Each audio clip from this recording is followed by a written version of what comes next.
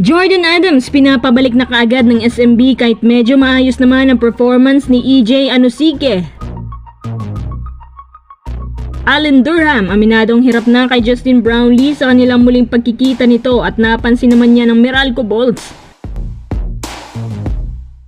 Sa mga gustong humabol ng 60% off jersey natin, click mo lang ang yellow basket dyan, send your names na ilalagay at okay ka na. Unang quarter pa lang, halata na na-outduel talaga ni JB si Durham. Actually, pati nga buong Meralco eh. Hindi lang talaga araw ng Meralco ngayon. Maganda pong offensive percentage ng Ginebra. Yung mga notable players tulong-tulong. At in fairness, walang maalat ngayon. Special mention natin RJ Abarientos na may 49% sa 3-point field. Talagang ginaganahan siya ng todo. Kaya mas hinabaan pa ni Coach Team ang kanyang playing time. Maganda na yung performance ngayon ni Scottie at syempre ang import nila walang kamatayang consistency na si JB.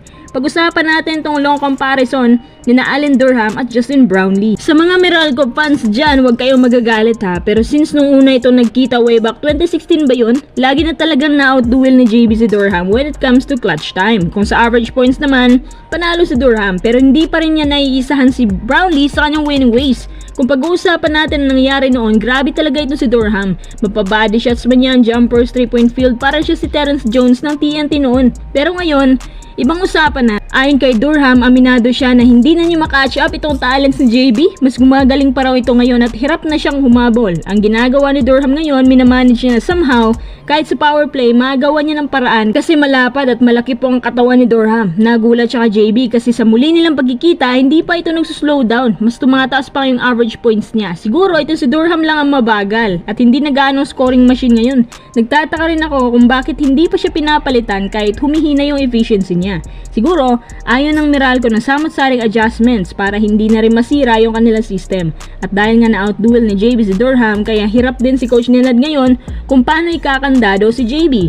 Next game, susubok po ang Meralco ng iba't ibang adjustments or pwede din natin sabihin na maraming adjustments para mahinto yung mga scores na Ginebra, lalo na yung mga shooting guards nila. Meron silang RJ, Holt, JB, may Scottie, minsan pati si Rafku. Sa kabilang banda, ipagpapatuloy pa rin ng Meralco ang kanilang number 1 strategy laban sa kanila, ang depensa, at sa kanila pag-aaralan ang iba pang opensa.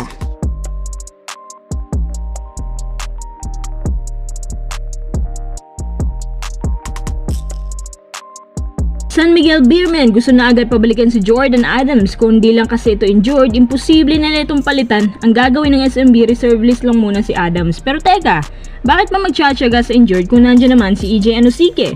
Sa katunayan mga kuys, okay naman po si Anosike. Magaling sa free throw line, matibay. Bali ganito yan. Yung SMB kasi, hindi komportable sa mga ganitong import. Pakiramdam nila kapag yung import hindi shooter, parang wala lang pinagkaiba sa local. Itong si Anosike, para siyang si Aaron Fuller.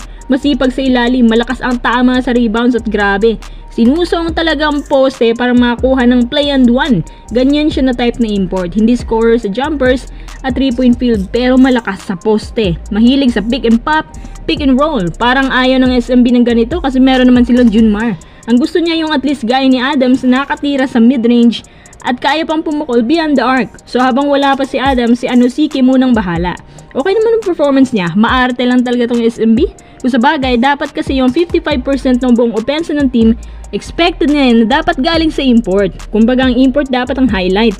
Pero kung behind lang sa locus ang performance ni Anosike, parang wala lang pinagkaiba kay Rice. Yung Rice daw na naging bahaw. Yung kaning lamig ba?